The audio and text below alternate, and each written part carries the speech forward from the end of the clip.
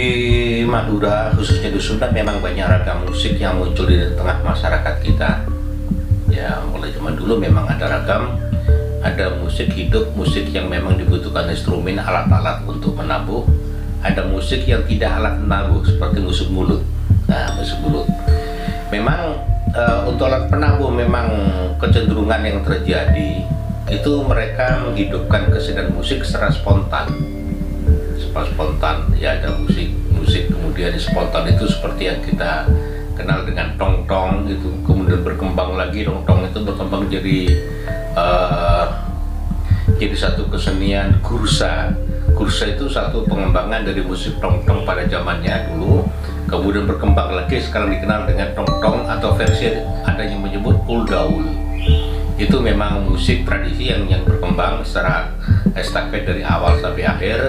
Selain itu yang lebih tradisi lagi ada yang kemudian kita sebut dengan saronin. Saronin itu bisa difungsikan segala macam kegiatan, dari hajatan, perkawinan, kemudian yang akan jadi pengiring pengantin laki-laki dan seterusnya. Memang yang pasti untuk kerapan sapi, pengantar kerapan sapi, dan apapun kegiatan yang sifat tradisional, kesenian saronin biasanya muncul di situ, dimanfaatkan oleh masyarakat sebagai bentuk pengiring sekaligus hiburan. Ada lagi kesenian musik yang mungkin jarang kita dengar, seperti musik mulut atau cuma musik yang mengandalkan irama mulut. Tapi kalau memang kita lebih dekat lagi, ada istilah-istilah yang muncul seperti zaman ya. Zaman itu kan musik atau mungkin lagu-lagu yang dinyanyikan secara bersama-sama dengan teman yang lain, kemudian dinyanyikan dalam bentuk irama. Itu meskipun itu jarang terjadi, jarang kita perhatikan. Memang yang cenderung semacam itu, semacam yang dilakukan oleh masyarakat cenderung seperti pembacaan puisi. Kalau memang dari kerapan sapi kita kenal lok-alok, atau mungkin konon katanya sebelum carok, misal pada zaman dulu juga ada suara-suara yang berirama tapi bukan puisi. Sepertinya ada satu irama yang semacam irama tantangan gitu. Ini spontan bisa dilakukan oleh masyarakat Sunda khususnya. Ya, memang Hadra khususnya memang lebih cenderung ke Nusantaraan ya. Hadra tidak lahir sendirinya di suatu daerah. Dimanapun ada Hadra, meskipun pengucapan atau bahasanya beda. Yang jelas Hadra itu terbang, menabuh terbang, jadi ada terbang di situ. Jadi Hadra bisa di Aceh atau dimanapun masyarakat Islam berada itu muncul Hadra. Mungkin itu ada pengaruh dari Arab. Ada lagi yang paling menarik juga pengaruh dari luar. Ini yang pengaruh, misal seperti Kaleningan, Tabuan, Gamelan dan seterusnya. Itu kan pengaruh. Semua musik itu memang lahir dan berkembang di Sumeneb, tapi awalnya dari masyarakat Jawa. Kenapa demikian? Memang pengaruh, kalau memang kita bicara masalah seni tradisi yang ada di Sumeneb, hampir semua ada pengaruh Jawa. Ada pengaruh Jawa, bahkan sejumlah permainan anak-anak misal, entah dalam bentuk musik atau non musik, itu masih pengaruh dari luar daerah. Jadi sulit kita, mungkin bukan sulit, kita memang kadang-kadang mengklaim bahwa ini dari daerah ini, dari Madura, mungkin tidak selalu. Ada beberapa seni tradisi yang muncul dari pengaruh Jawa, atau mungkin adopsi dari Jawa, Kaleningan macam, atau mungkin gamelan, kemudian tambuhan-tambuhan yang lain yang mengarah ke sifat-sifat kekeratonan misal. Itu semua dari Jawa. Ya, cuma kita berkembang sama dengan seni tong-tong saya katakan awal itu. Tong-tong itu kan awalnya dari Akuta sebenarnya. Akuta itu satu bentuk kegiatan anak-anak atau siapa saja yang tangannya dengan spontan memukul atau menabuh sesuatu. Akuta misal mungkin seperti meja ini atau kursi ini tabuh seperti tek, ya. Ini kan spontan tanpa sengaja. Jadi berkembang, kemudian ada satu dengan yang lain saling kompromi, akhirnya jadi satu dengan lain dengan saling menabuh, akhirnya jadi harmonisasi. Seperti tong-tong itu. Tong-tong awalnya memang seperti itu dan kemudian dimanfaatkan sebagai ronda.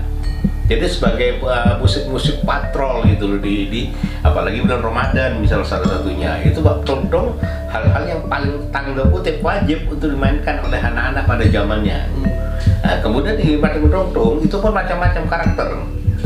daerah wilayah mungkin wilayah Batang, Batu Putih, kota dan itu beda sekali. Yang memang yang menarik justru yang saya pernah merasakan irama dongtong dari masyarakat kota Sumber. Yang kita kenal dongtong di Sumber adalah dongtong Parsanga. Dongtong Parsanga iramanya lembut, dinamis tapi lembut. Memang ada beraturan, tidak asal pukul gitu loh. Ada sampai 6 atau 7 bentuk apa musiknya. Ya, ada pangorbe, panenga dan sebagainya sampai itu memang jadi musik sekali, bahkan kadang-kadang dibangi dengan nyanyian yang jujur searah, selaras. Kemudian berkembang jadi kata-kata tadi kursa itu memang pada satu fenomena tahun 80-an pernah terjadi. Kursa itu dulu dipelopori oleh pemerintah daerah. Jadi kursa itu alatnya lebih besar lagi. Kalau dongtong itu dari bambu tanggung ya kurang standar, tapi kalau kursa jauh lebih bumbung, lebih besar lagi. Ada dari kayu tarebung atau kayu kelapa yang besar kemudian dilubangi tengahnya jadilah dungdung. Nah itu berirama. Iramanya hampir sama dengan dongtong, tapi bisa dimainkan dengan musik utuh. Dengan beberapa pemain dan penyanyi juga bisa mengimbangi itu. Itu yang sama dengan musik gulgul. Musik gulgul itu ada di wilayah barat, biasanya daerah Lenteng dan sekitarnya. Musik gugul itu awalnya sebagai tempat gusah atau mungkin gusah menekan atau mungkin membunyikan suara yang keras, kemudian untuk menggusah merpati, burung merpati jambul itu. Bahasa Madura teranduan. Ya itu semacam itu. Kayaknya musiknya di situ. Punya tuh hal unik gitu loh. Tapi tidak berirama statis, tapi terus bunyinya statis seperti itu. Itu juga terjadi. Bahkan pengembangannya bukan hanya sebagai bentuk untuk melepas itu menggusah ini merpati, juga sekarang jadi perkumpulan rutin gitu loh. Ada lagi kemudian kita musik yang perimbangan dari mungkin pecah silat gulgul misalnya salah satunya. Itu diiringi dengan musik-musik ya, soalnya yang silat gugul bukan perkelahian yang kita diandalkan, tapi kembangannya, pembukanya. Itu ada semacam tari yang diiringi dengan musik. Indah semacam itu memang terjadi di masyarakat, terutama masyarakat yang tradisional di pedesaan. Tapi perkembangan ini memang seperti dongtong, kursa ini uldaul pun itu berkembang bukan di Sumeneb, berkembang di wilayah barat. Sampang. Memang Sampang itu memang semacam kolaborasi antar bentuk seni tradisi yang terbawa dari dongtong kemudian dikembangkan sesuai selera mereka. Kalau kita tidak punya bukti data yang konkret tentang bagaimana kehidupan Kristen pada zaman kolonial, tidak ada. Memang selama itu selalu politis dan politis sekali pada zaman itu. Tapi saya meyakini benar zaman kalau Belanda maupun Jepang atau mungkin Jepang itu sangat mendukung dari kegiatan kesenian, karena memang mereka kan kehidupan mereka paham bebas. Mereka tidak akan mengekat atau menghalangi untuk mengembangkan kreativitas para seniman, para kreator pada zamannya, tidak akan. Nah, cuma kita nggak punya data secara spesifik tentang musik itu sendiri. Tapi kalau memang kita tarik ke belakang jauh sekali, dongtong mungkin pada zaman itu sudah ada. Nah, cuma kita tidak punya bukti. Karena memang kalau lihat foto-foto zaman dulu, memang orang-orang menabuh dongtong atau mungkin patrol dongtong dengan pakaian cuma pada pakaian itu bukan pakaian full yang kita lihat selama ini gitu. Sudah mereka cuma pakai sarung pendek, kemudian telanjang, kemudian menabuh dongtong dan beberapa foto yang ada. Berarti pada zaman itu sudah ada, tapi tidak punya bukti bahwa seperti apa adanya. Itu ada satu fenomena yang kurang menguntungkan bagi masyarakat, terutama masyarakat seni di Sumedang. Ini memang hampir semua kesenian di Sumedang mengalami satu kelemahan karena beberapa masalah yang dihadapi. Ya masalah dari seniman sendiri yang tidak punya generasi yang kuat untuk mengembangkan keseniannya. Kemudian memang pihak di luar itu memang kurang banyak mendukung kekuatan kesenian, Padahal kita tahu di Sumeneb itu gudangnya seniman, gudangnya kesenian, dan kaya akan kegiatan kesenian, kaya akan potensi kesenian, namun tidak begitu banyak termanfaatkan dengan maksimal. Jadi fenomena ini cukup merugikan ya bagi kita semuanya, apalagi kebijakan politik ekonomi sudah lebih dominan dari pemerintah, sehingga kesenian, kebudayaan, tradisi, kearifan lokal dan sejenisnya hampir tidak tersentuh atau disentuh oleh pihak-pihak yang lain.